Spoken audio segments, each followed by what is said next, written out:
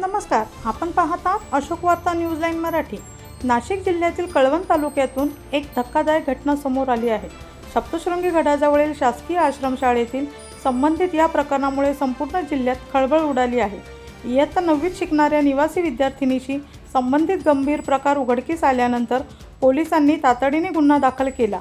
प्राथमिक माहितीनुसार आरोपी हा देखील अल्पवयीन असून पीडित विद्यार्थिनीचाच नातेवाईक असल्याचे समोर आले आहे। त्याला ताब्यात घेऊन बालसुधारगृहात पाठवण्यात आले आहे। ही घटना सुट्टी दरम्यान विद्यार्थिनी गावी असताना घडल्याची माहिती समोर आली असून प्रत्येक प्रकरणाचा तपास पोलीस करत आहे।